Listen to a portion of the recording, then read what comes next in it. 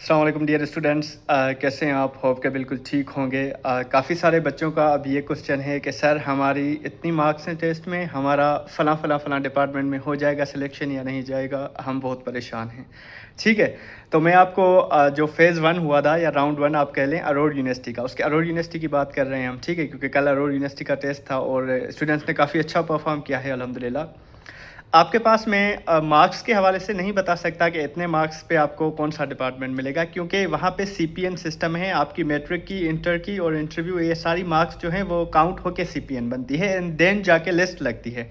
Department wise list होती है। आपने जो चॉइसेस रखी होती हैं उसके हिसाब से, अगर आपकी सीपीएन पहले के हिसाब से नहीं तो दूसरा, दूसरे के हिसाब से नहीं तो तीसरा, तीसरे के हिसाब से नहीं तो चौथा, इस तरह से जितनी आपने चॉइसेस रखी होंगी उस हिसाब से आपको डिपार्टमेंट्स मिल जाएंगे। ठीक है, तो मैं सीपीएन आपको कैलकुलेट कैसे करते हैं, व्हाट्सएप चैनल पे मैंने पूरा एक स्टेप बाय स्टेप गाइड आपके साथ शेयर की हुई थी जो पेज पे लिखा हुआ था। आई होप कि आप वहां से देख के अच्छे तरीके से अपना सीपीएन निकाल सकते हैं। और अगर आपने अपना सीपीएन निकाल दिया तो आप फिर देख सकते हैं कि हमारा सीपीएन इतना बन रहा है, हम सिलेक्ट हो जाएंगे या नहीं हो जाएंगे। ठीक है, डिपार्टमेंट वाइज में लास्ट जो अभी फेज आपका कह सकते हैं जो 1 हुआ था या राउंड 1, जो कि फरवरी में हुआ था या मार्च में आपका, तो उसका लिस्ट और इसका आप कंपैरिजन करके उतना ही जाएगा, उससे ज़्यादा आगे पीछे इतना ज़्यादा नहीं हो सकता। ठीक है, तो आपके पास जो था बैचलर इन आर्किटेक्चर, उसका जो सीपीएन गया था लास्ट वो था 41.685, तो कंसीडर कर ले 48 तक आपको आर्किटेक्चर मिल गया था लास्ट टाइम। और जो लास्ट टेस्ट स्कोर था वो था 31। ठीक है, 31 पे आपको बीएस आर्किटेक्चर मिल गया था टेस्ट स्कोर, लेकिन आपने काउंट क्या करनी है सीपीएन। हो सकता है किसी का 35 हो और सीपीएन उसकी कम बन रही हो, तो हो सकता है उसका सिलेक्शन ना हुआ हो लास्ट टाइम। तो आपकी सीपीएन 41.85 होनी चाहिए। आप काउंट करके देख लीजिएगा अगर आपने बीएस आर्किटेक्चर के लिए अप्लाई किया तो इससे अगर ज़्यादा है तो आप होप रखें कि आपका उसमें हो जाएगा। उसके बाद बीएस आर्टिफिशियल इंटेलिजेंस की बात की जाए तो हाईएस्ट सीपीएन जो था, टॉप वाली सीट गई थी, वो गई थी 64.35 पे और टेस्ट स्कोर हाईएस्ट था 62 जस्ट। ठीक है, तो हाईएस्ट स्कोर ये सीपीएन की वजह से मेरे ख्याल से 62 जो है वो टॉप पे है, 64 सीपीएन। और लास्ट सीट जो गई थी बीएस एआई की, वो आपको मैं बता दूं कितने पे गई थी, क्योंकि आपके बीएस एआई की जो सीट्स थी लास्ट राउंड में, यानी इसी साल जो पहला फेज हुआ था, वो करीब करीब आपके पास अगर मैं आपको एग्जैक्ट बता दूं तो 169 स्टूडेंट्स जो थे वो बीएस एआई में शॉर्ट लिस्ट हुए थे। ठीक है, और जो लास्ट सीट गई थी वो टेस्ट स्कोर था उस बंदे का 43 और सीपीएन थी 42.60। तो अगर आपकी सीपीएन इससे अच्छी है तो आप एक्सपेक्ट कर सकते हैं कि इंशाल्लाह आपको बीएस एआई मिल जाएगा, अगर उस तरह का टेस्ट हुआ होगा तो डिफ़िकल्ट लाइक, क्योंकि लास्ट टाइम शायद डिफ़िकल्ट था। उसके बाद बीएस साइबर सिक्योरिटी आपके पास था। उसकी टोटल सीट्स की अगर बात की जाए तो वो टोटल जो स्टूडेंट्स शॉर्टलिस्ट हुए थे साइबर सिक्योरिटी में, वो हुए थे 56 स्टूडेंट शॉर्टलिस्ट। लास्ट जो सीपीएन था, हाईएस्ट सीपीएन इसका गया था 48.21, 48 पे साइबर सिक्योरिटी गया है, यानी एआई उससे नीचे गया है, साइबर सिक्योरिटी टॉप पे गया है।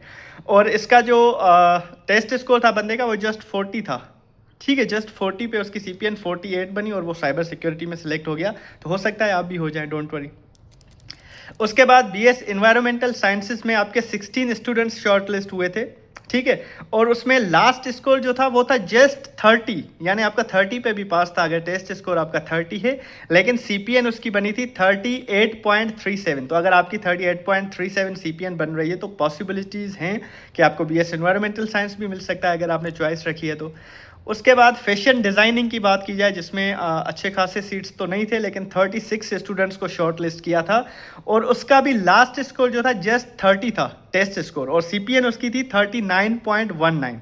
तो अगर आपकी सीपीएन 39.19 से ऊपर आती है तो आप इजीली फैशन डिज़ाइनिंग ले सकते हैं। ठीक है, बीएस मल्टीमीडिया एंड गेमिंग का लास्ट सीपीएन जो था 40 था और 31 जो था टेस्ट स्कोर, और इसकी 6 सीट्स थी जस्ट लास्ट टाइम, इस बार पता नहीं। फिर बीएस पाकिस्तान स्टडीज़ की लास्ट जो सीपीएन थी वो थी 37.41 और लोएस्ट स्कोर था 35। तो आप इसमें भी अप्लाई किया होगा तो आपका इतने में हो सकता है। एंड देन आपके पास बीएस टेक्सटाइल डिज़ाइन जो था, उसमें लास्ट मार्क्स जो थी टेस्ट स्कोर वो जस्ट 30 था, 30 पे मिल गया था और सीपीएन 33.7। तो अगर आपकी 33.7 है तो एक्सपेक्टेड आप हो सकते हैं। ठीक है, फिर आपके पास बीएस विजुअल आर्ट्स में जो था 31 टेस्ट स्कोर था लास्ट एंड 40.025 सीपीएन थी आपकी। तो अगर आपकी इतनी बनती है तो भी आपकी सिलेक्शन पॉसिबल है अरोड़ university of architecture and design में। उसके बाद मोस्ट इंपॉर्टेंट शायद बच्चे जो इंजीनियरिंग के होंगे, सिविल इंजीनियरिंग की जो लास्ट सीट गई थी वो गई थी 31 स्कोर पे। सीपीएन आपका 38.52 था और उसके साथ साथ 23 स्टूडेंट बीएस सिविल इंजीनियरिंग के लिए शॉर्ट लिस्ट हुए थे।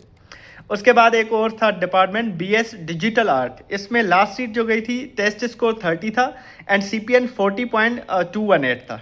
ठीक है, तो ये था आपका बीएस डिजिटल आर्ट।